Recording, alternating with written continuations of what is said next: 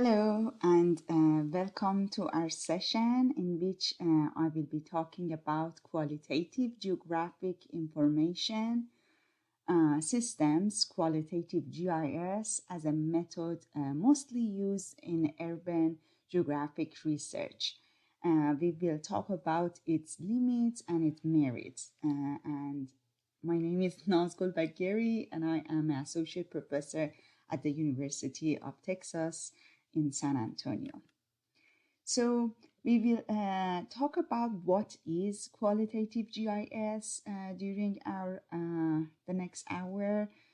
We go over its definition and I will offer you a brief history and we go over some of the application of QGIS, or what we will learn that it's also called geoethnography.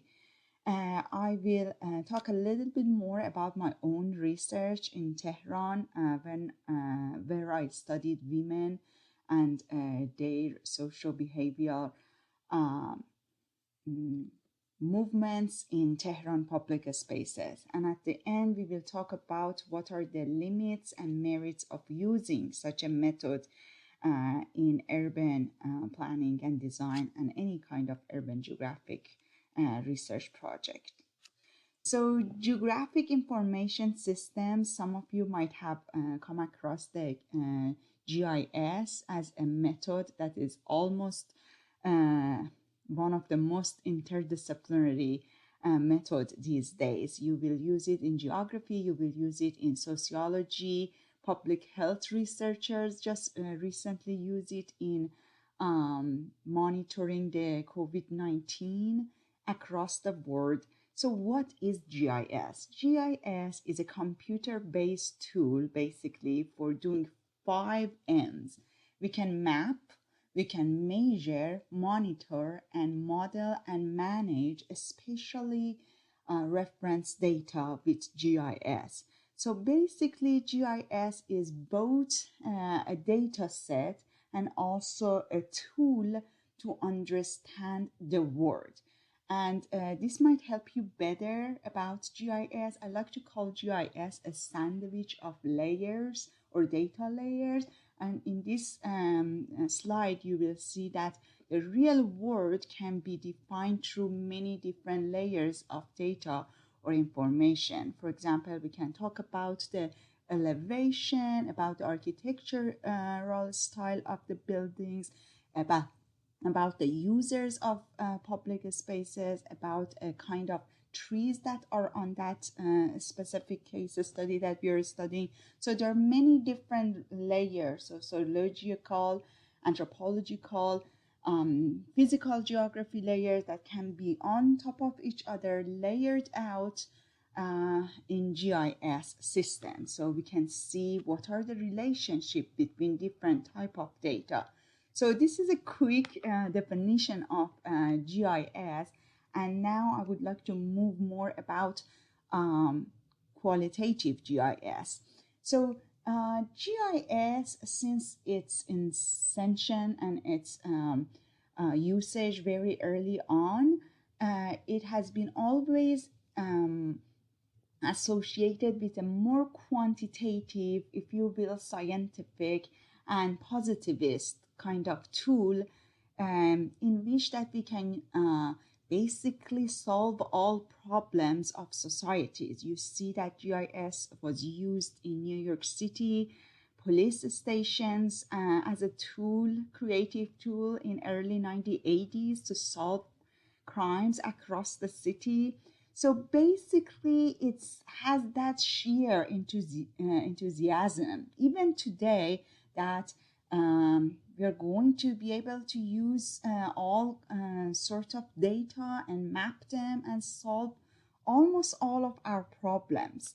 So that's was the beginning of GIS, thinking of it's a powerful tool, right?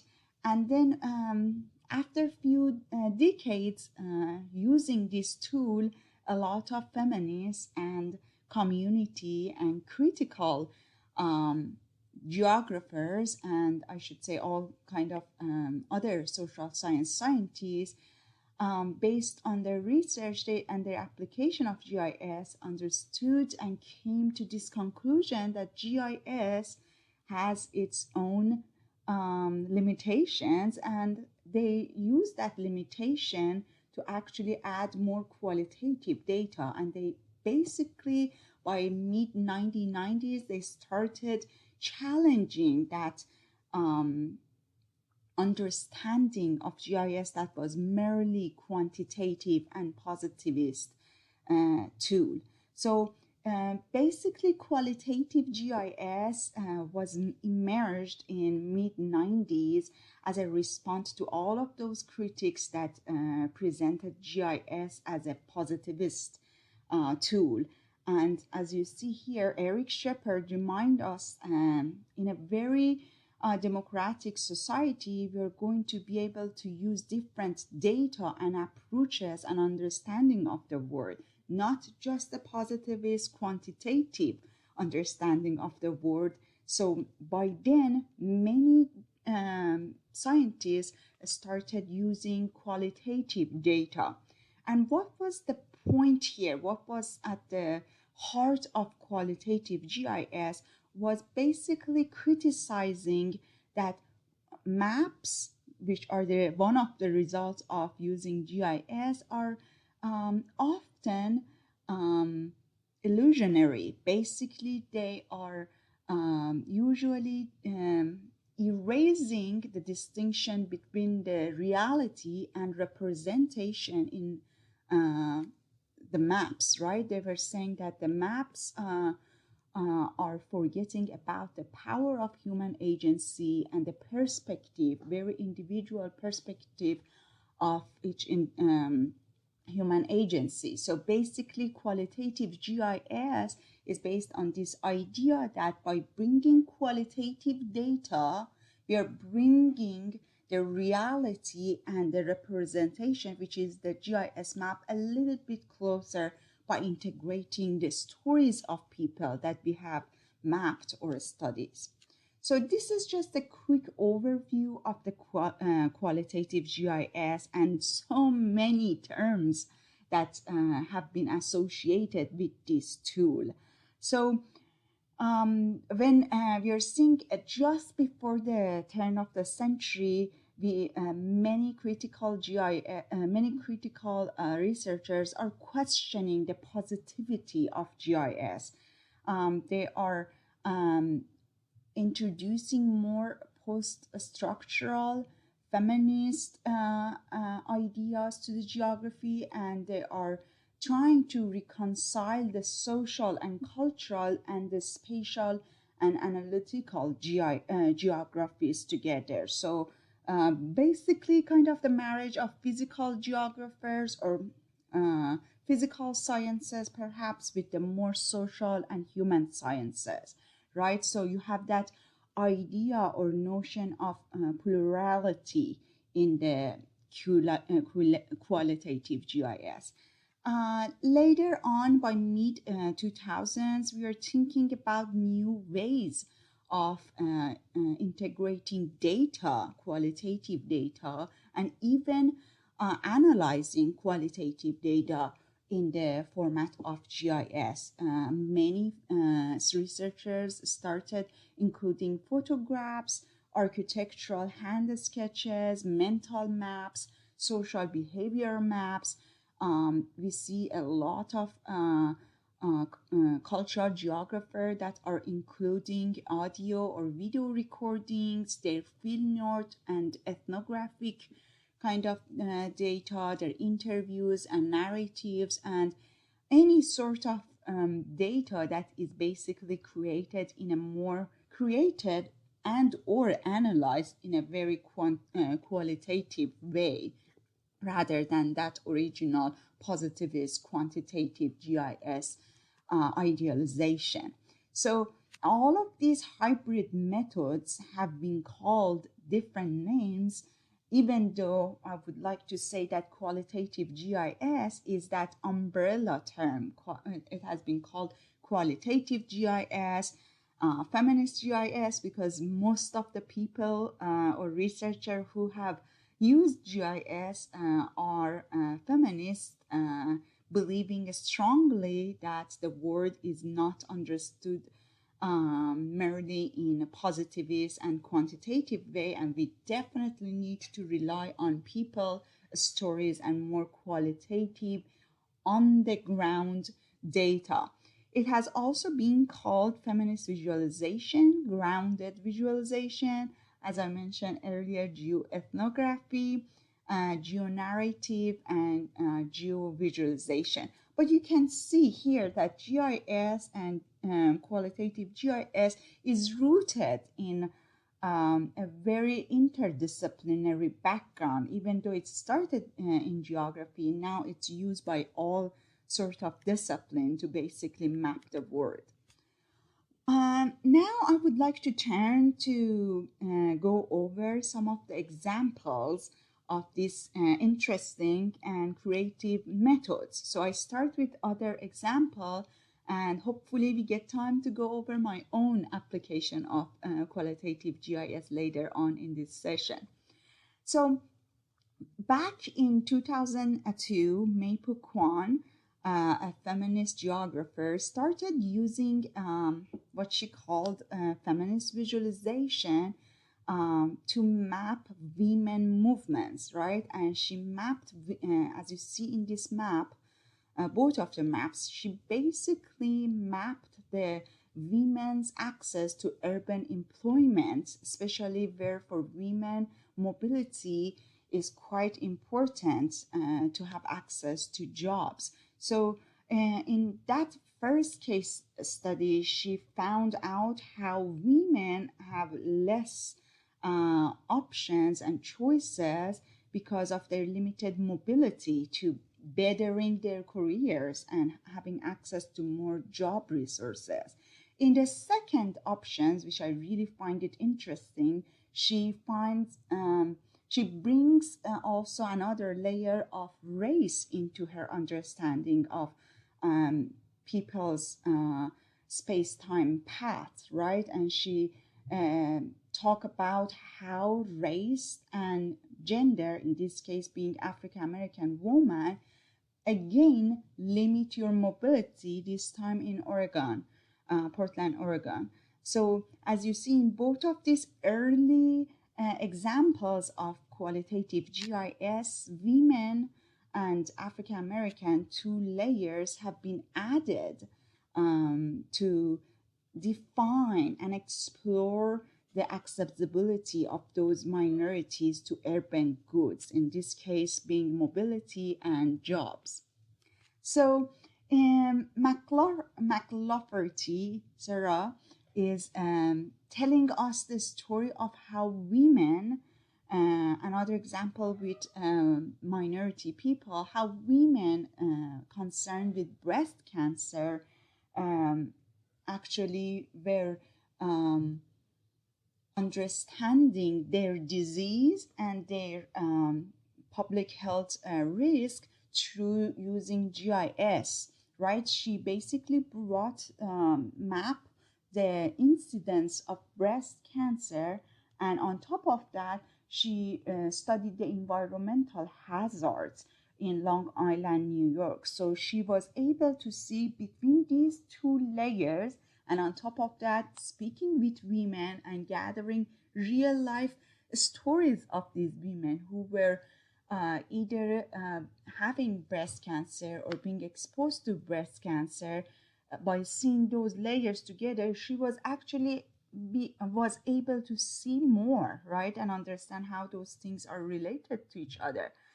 Basically, she concludes feminist geography can enrich GIS by advocating the incorporation of qualitative information to giving meaning to spatial data. So by adding women's narratives, their experiencing by going through breast cancer, and the fact that those special environmental hazards were related to the fact that they were exposed to this cancer or public health risk, was being empowered, and it was giving meaning why such a public health risk is so specialized. Earlier, I mentioned that today in 2021, we are using GIS so much to understand the COVID-19 pandemic around the world, right? We are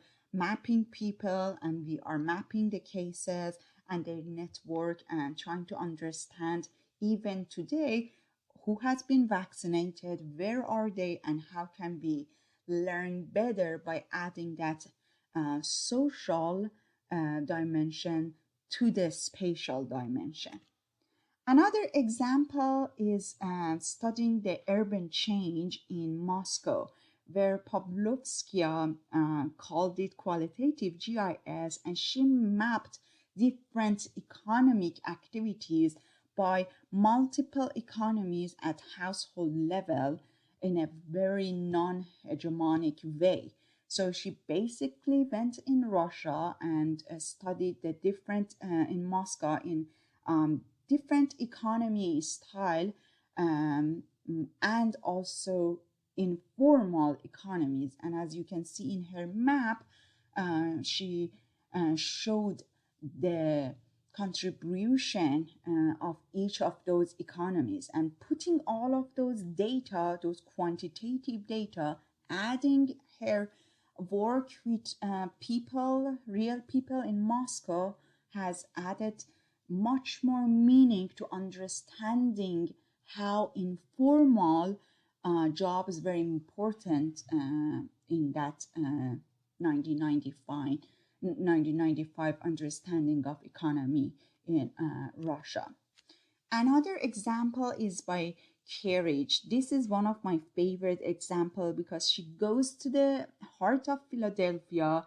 She recognized herself as a lesbian woman who goes and study with people like herself, trying to understand where women prefer to be in Philadelphia, basically where queer spaces are for real people in Philadelphia. So she's combining 3D GIS, remote sensing analysis, visual collaging, and hand drawing. As you can see in her map there, she has a hand-drawn map there and interviews, basically to offer some ways of presenting geographic space differently, right? Without bringing that geography layer of those public spaces in the center of Philadelphia and her subjectivity as a queer woman and a scientist, plus talking with people, her case study wouldn't be this clear and offering more to understanding of where women queer find queer spaces more comfortable. Are they going to feel safe when where are the places that they won't feel safe or invited or welcome? So that's another example of qualitative GIS that in between being and looking, we see a very political yet personal case of studying queer public spaces. So as you're getting to the point that that GIS is actually helping us the researchers, to understand minorities' experiences in everyday life, right, in those public spaces.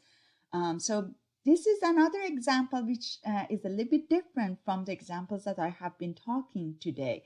This one, we are reading Nightingale.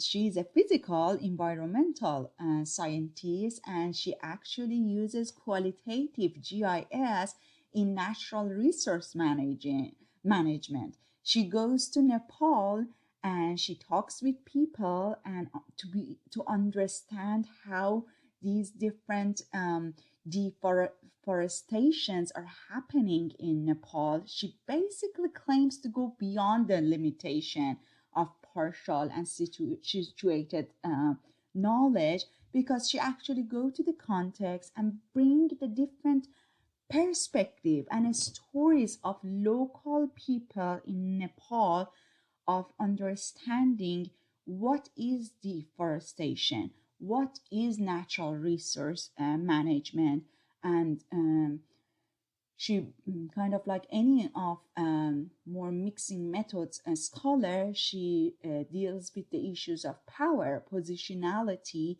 and hegemony to engage with this kind of work. So she has to she has to pass that um, line, which I would say there's not a line, but there's that very, very blurred line between quantitative and qualitative methods, and she passed that and brings what people actually thinks about environmental management and how that has that stories, how that um, local and ethical way of thinking of urban management or forest management have affected these lands in Nepal. So this is another good example that goes is done by Matthews et al. In 2005, and they study the access of low-income families and especially their children in a group of cities, including Boston, Chicago, and San Antonio. And I'm from San Antonio. I lived in San Antonio for a while. And as a geographer, you could see how space matters in neighborhoods. Where you live really defines what kind of access you're going to have to even food. Like as we talk about the food deserts, right? Where you live, it really in San Antonio defines where you're going to school, public school kind of district. It's going to have define or have impact on your social mentoring, your access to the job, your access to urban amenities, even to the parks. Currently, I live in Austin, and another example of that I can really feel is that how space, how geography of where you live affect your access to these beautiful Austin parks and green zone, the green belts. So back to our qualitative GIS, what Matthews et al. Called geoethnography, is that they studied how children of minorities, racial minorities, have less access to urban resources. And they weren't able to give the full picture of these I would say social inequality, social urban inequality, without integrating the GIS map, tracing the access of children and their families to different urban reform programs and resources, and on top of that, actually talking with those families and understanding what space has to do with their limitation, with their limited access. So let's go to another very interesting example of qualitative GIS. It's called grounded visualization.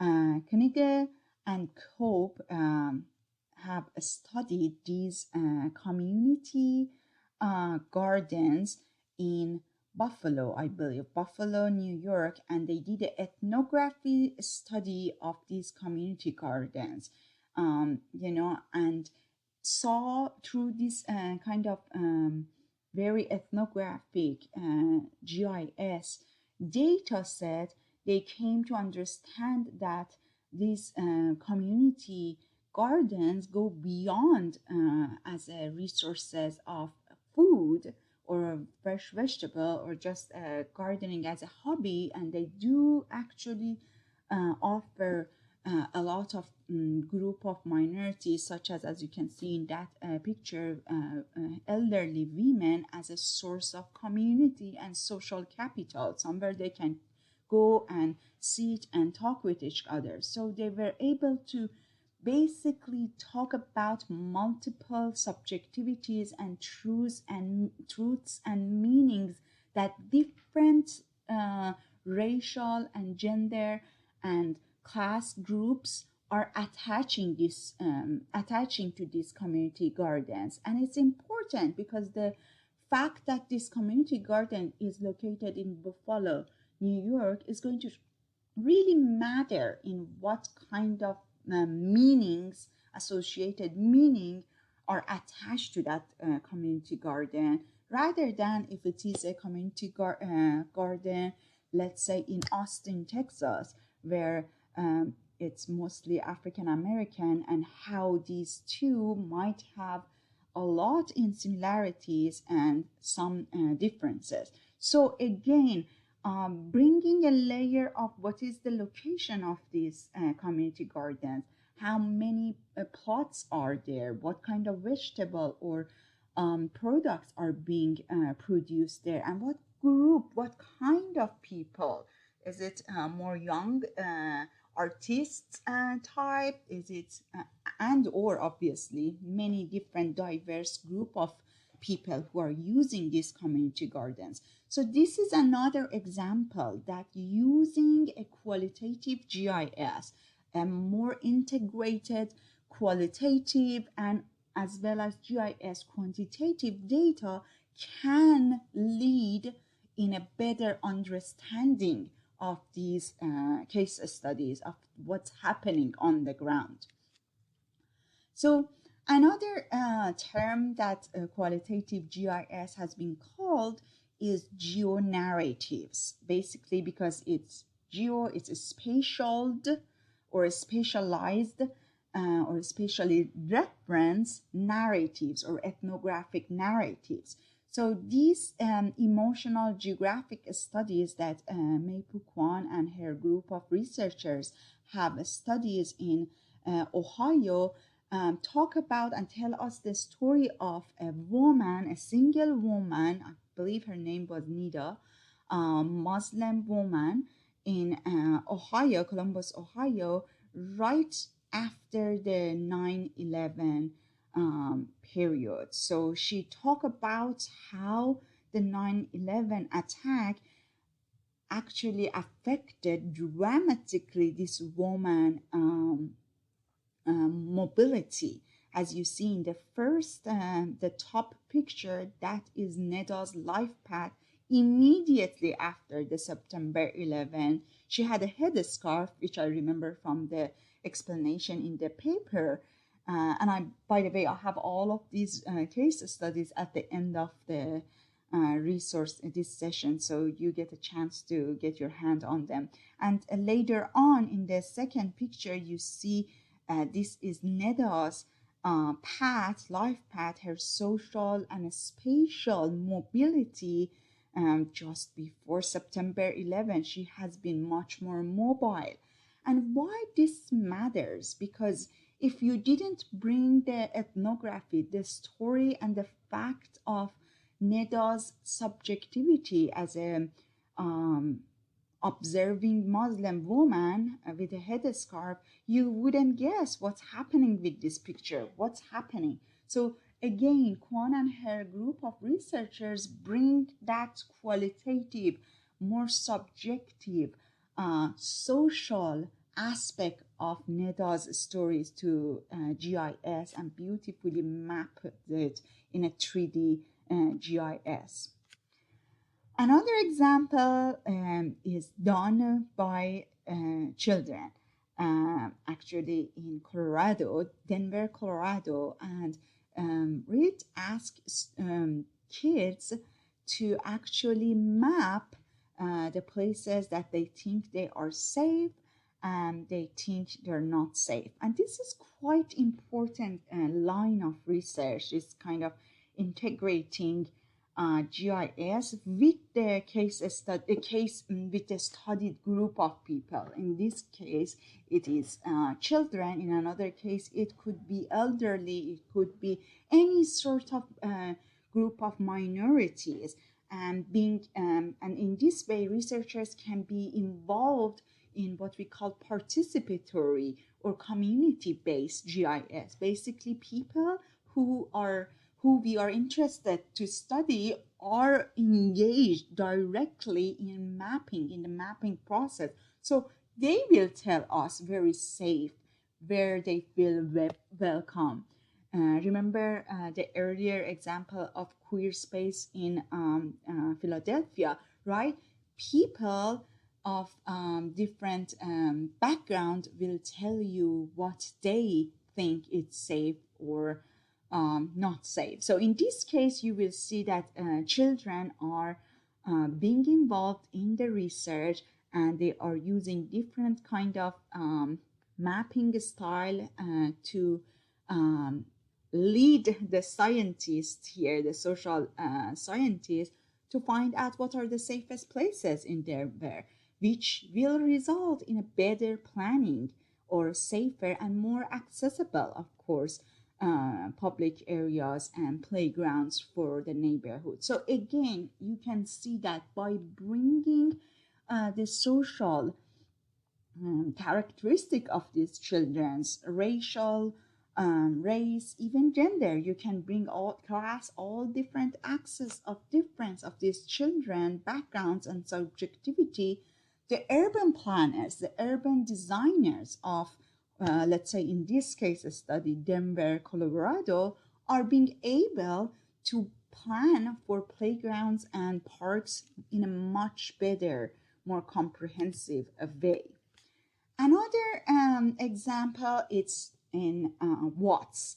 Watts in 2010 is basically study the underground qualitative data about the 1992 Los Angeles public protest. As you might know, there are so many historical research, especially racial public history research on the 1992 race public protests in Los Angeles. But what does here is very creative. He talks with the people who were there and were engaged in that sets of protests, and bring and map their narratives. He brings the stories of the people who were participating, and basically he adds another layer of audio. He records these participants in those protests and map them. And this is not like a actual GIS. This is just a picture of what he has done. But in a GIS platform, you would be able to click on one of those nodes and hear the narratives, and perhaps hear the other voices that were happening in that public space during the racial unrest during early 1990s in Los Angeles. So again, why this is important? It's important because we are again bringing geography and oral history together to understand what is the speciality of these social processes, how the space and society meets each other, and they can be integrated to be understood better and in a fuller way.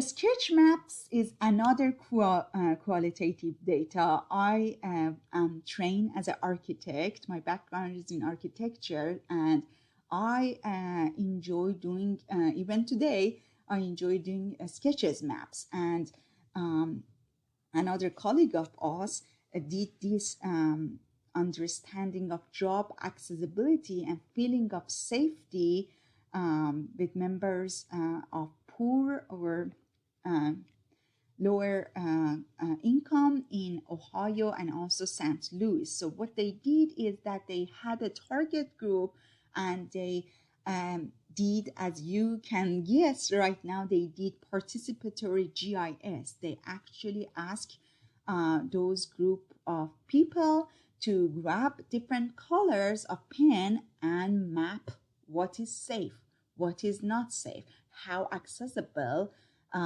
this job resource center it is to you. How do you feel about going there? Do you have bus to go there, or do you have to get to ask your neighbor to give a ride to that place? So again, with these sketch mappers, mental mapping, and GIS, these researchers were able to study the stories of working poor in these two cities in a fuller way, uh, right?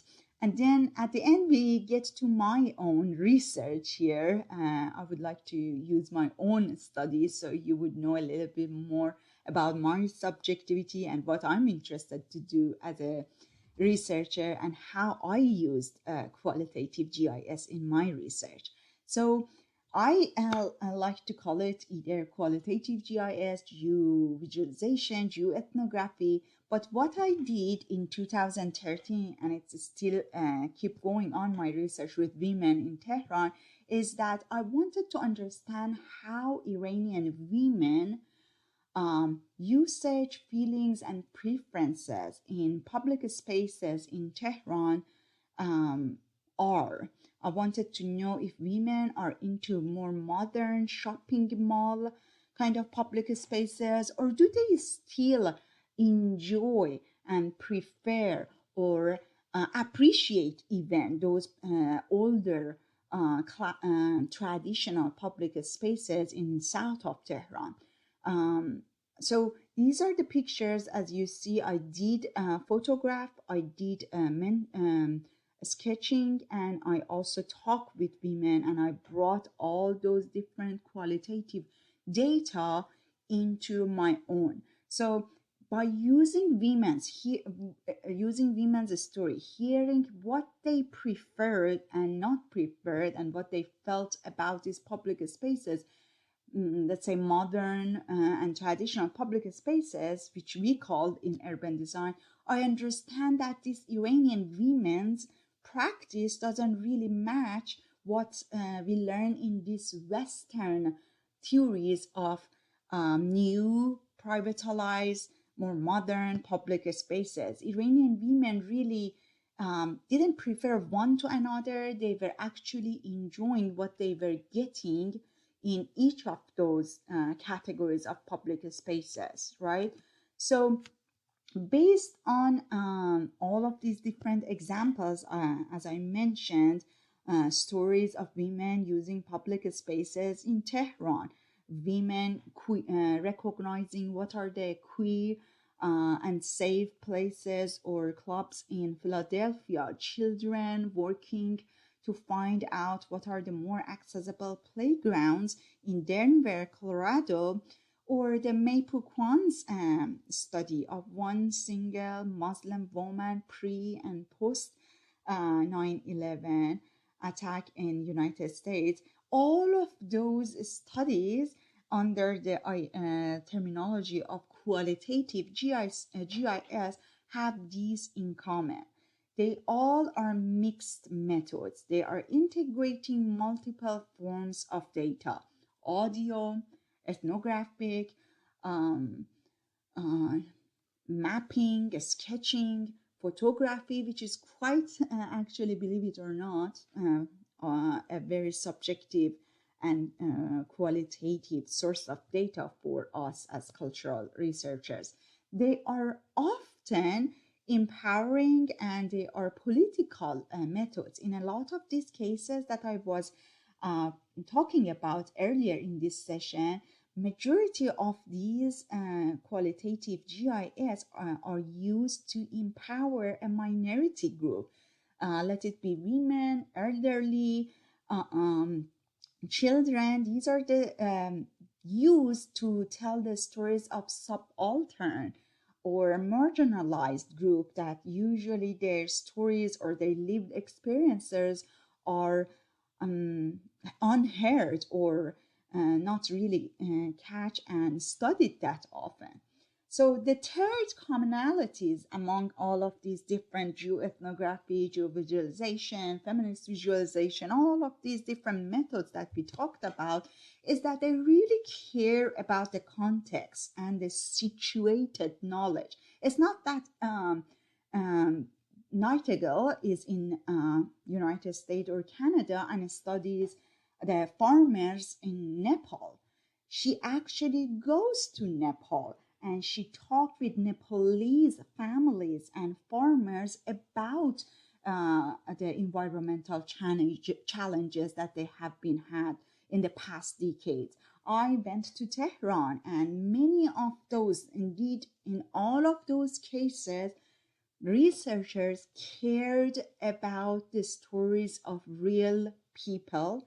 They took the time to do ethnographic research rather than a quick, easy, perhaps short-term quantitative GIS research. Let's just map this and that, and no attention to the real people in the field. So the third one is that they're often community-based and participatory in nature. They do involve and engage with the groups that they're studying, so that relationship between the researchers and the research is becoming a little bit more closer, rather than like having a God trick kind of perspective, looking down to the researched groups. In these qualitative GIS methods, you see that most of the researchers are aware of their own subjectivity. They know who they are, and they use that to get connected.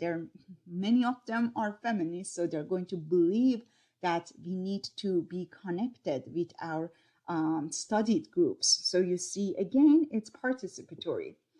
And fourth is that they do focus on everyday life experiences rather than just, let's say, revolution or one time in the history. They really try to get the lived experiences of everyday life people, everyday people, mostly minorities, as we talk. And fifth, which is exciting for you all to be introduced to this new tool, qualitative GIS, is that it's exciting. Why?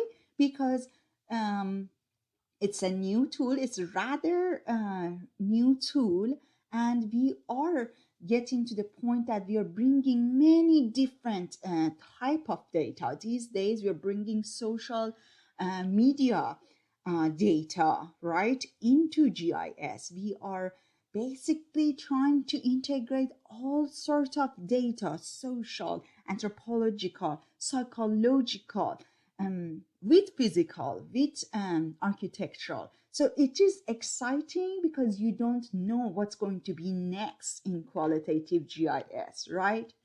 So let's go ahead and talk about some of the merits, advantage of qualitative GIS. I'll walk you through different ideas and examples of qualitative GIS, right? So from what I did in mapping women in Tehran public spaces and going through all of these examples with you all, I came to these advantages for qualitative using qualitative GIS in urban researches.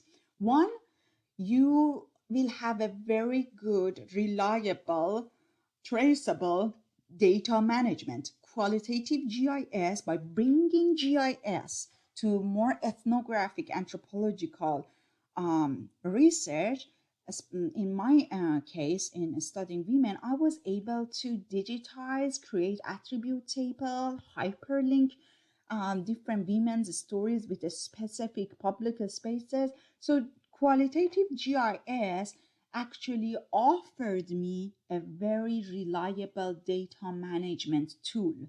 Those of you who have worked with GIS know that in ArcCatalog, and these days with Quantum GIS or Online GIS, Web GIS, you can store a lot of data and trace them later on and search throughout them. So that was my number one advantage of using GIS in my own research.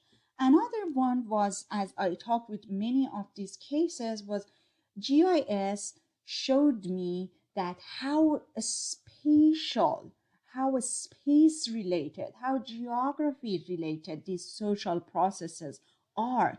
As I gave you example, how those children in Denver, where they live, which neighborhood they lived, really dramatically affected their access to public schools and other urban amenities. So again, in my case study, it showed where women were coming from in Tehran and where they choose to go. Was there a subway to get them from north to the south? North being a little bit more modern than the south in Tehran, right? So we were able to see the speciality of this social process, which in my case was access to different type of public spaces. And third, GIS didn't really explain why I was seeing those spatial patterns, why women were using different public spaces. GIS didn't really explain why African American women in Portland, Oregon, in quant studies didn't have access to these jobs and other urban amenities. But they point out to us researchers that there is a data missing. You need to go talk with the people. And basically in my own research, it was like a circle. One day I would go to the public spaces, I would talk with women, and I would get data from the census center in Tehran, and I map them, and I would find out some spatial patterns, some concentration of women in this part of Tehran or in this public space. And then there was a circle. I map, I had questions, I had to go back to my field work. Again, I would map, had more questions. So GIS really didn't answer my question. It was resulting and guiding me through my ethnographic research. It was keeping the circle going until I would be able to, until I was able to add more ethnographic data to the GIS to see again, not all what's happening on the ground, but a better understanding of what was happening.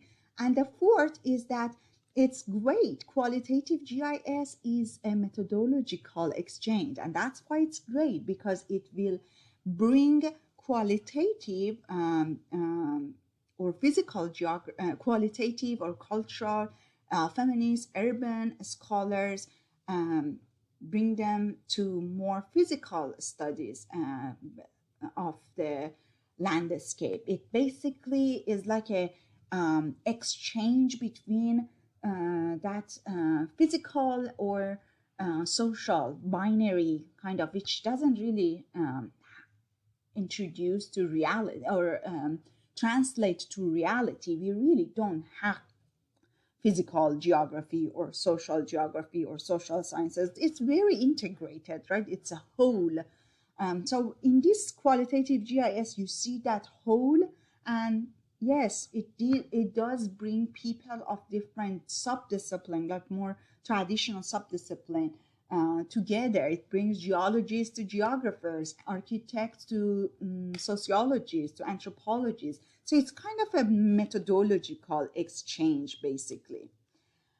Okay, now that we did go over some of the merits between the, some of the merits and advantage of the qualitative GIS, I would like to talk about some of the difficulties and limits of the qualitative GIS. The first one, as you may guess, and unfortunately we didn't have enough time to go a little bit further deeper in GIS and do a little bit of in-person, hands-on GIS exercise, it's potential data exclusion.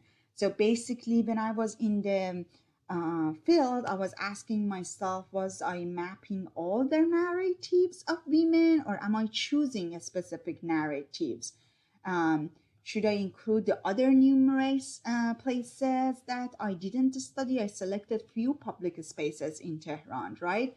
Or what Donna Haraway called gut trick. I mean, we do have as researchers that power and ability in representation. Remember earlier in this session, we talked about how the distinction between reality and representation often get erased in GIS and mapping. So again, even in geoethnography or qualitative GIS, there is still that power in researchers and scholars to choose what they want to show. So it really have that potential data exclusion. And the second problem was data scale incompatibility.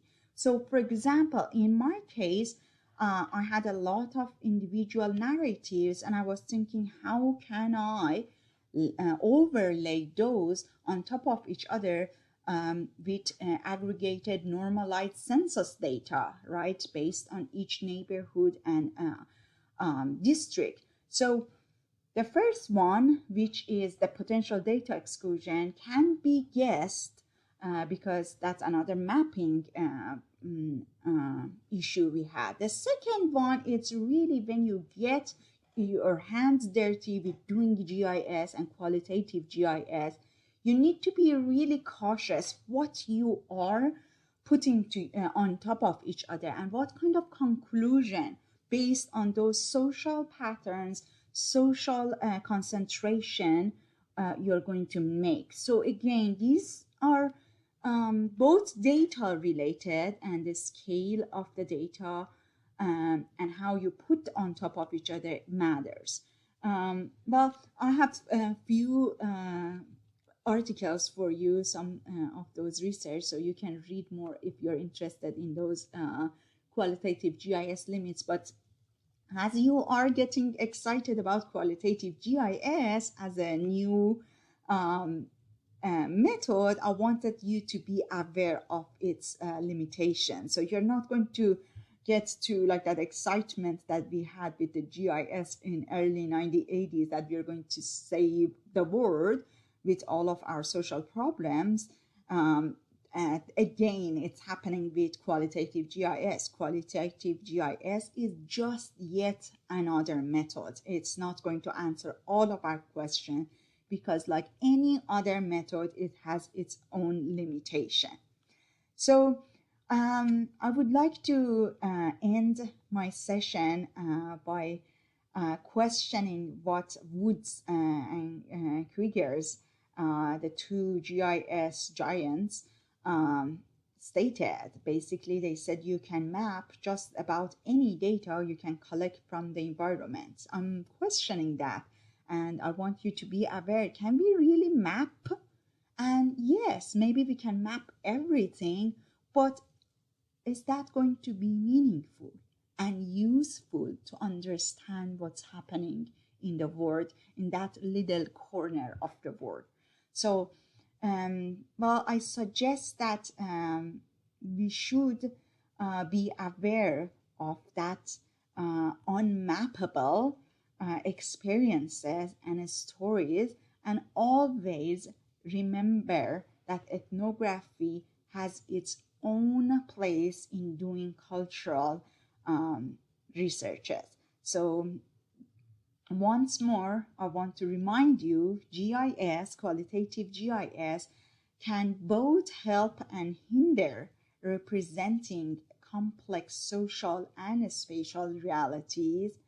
However, as Scott stresses, a public that is aware of the ways states, capitals, and or militaries, technologies, and policies can alter its life will better know and perhaps follow its interests. So if you know how GIS is being used to map your neighborhood, how GIS is used to map the COVID-19 spread in your country, how GIS is being used by your government to show where people have been vaccinated for the COVID-19, you are going to be much more powerful to understand what's happening and use that tool in your benefits to the public benefits.